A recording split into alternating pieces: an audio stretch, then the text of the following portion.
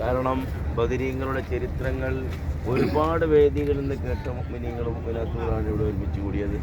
ആ സ്ഥലം കാണാൻ അള്ളാഹു നമുക്ക് ഭാഗ്യം നൽകി. അൽഹംദുലില്ലാഹ് അൽഹംദുലില്ലാഹ് അൽഫമറ.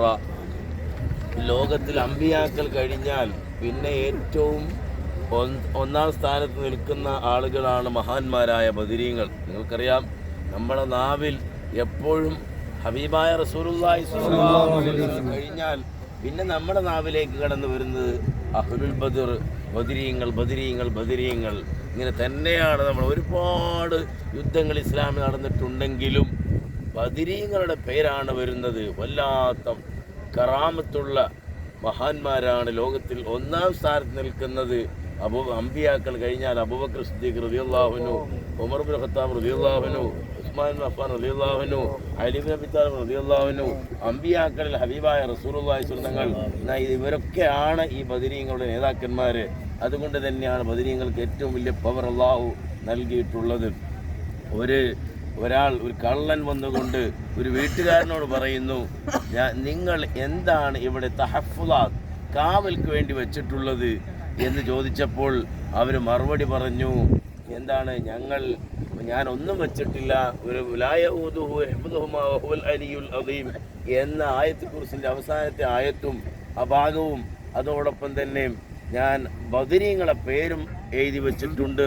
അല്ലാതെ വേറെ ഒന്നും ഞാൻ പ്രത്യേകമായി ഇവിടെ കാവൽക്ക് വേണ്ടി വെച്ചിട്ടില്ല. അപ്പോൾ കള്ളൻ പറഞ്ഞു, അൽഹംദുലില്ലാഹ് അൽഹംദുലില്ലാഹ് അൽഫമറ.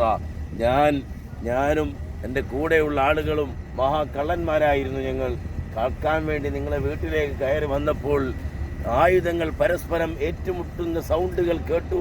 ഞങ്ങൾ പേടിച്ചു, തിരിച്ചു പോയി. രണ്ടാം ദിവസവും വന്നപ്പോൾ അതേ സൗണ്ടുകൾ കേൾക്കുന്നു. ആ വാളുകൾ പരിചയിലേക്ക് മുട്ടുന്നതും അടിക്കുന്നതും കുത്തുന്നതും കുന്തങ്ങളെ കൊണ്ട് കുത്തുന്നതും ഇങ്ങനെയുള്ള സൗണ്ടുകൾ കേട്ടപ്പോൾ വീണ്ടും ഞങ്ങൾ മടങ്ങിപ്പോയി. മൂന്നാം രാത്രിയിലും ഇത് കേൾക്കാൻ ഇടയായി. എന്തോ ഒരു സംഭവം ഈ വീട്ടിലുണ്ട് എന്ന് മനസ്സിലായി. പക്ഷേ ഇപ്പോൾ ഞങ്ങൾക്ക് കാര്യം ബോധ്യപ്പെട്ടു. ബദരീങ്ങളുടെ പേരെഴുതി വച്ചാൽ വല്ലാത്ത കാവലാണ് എഴുതി വെച്ചതിന്.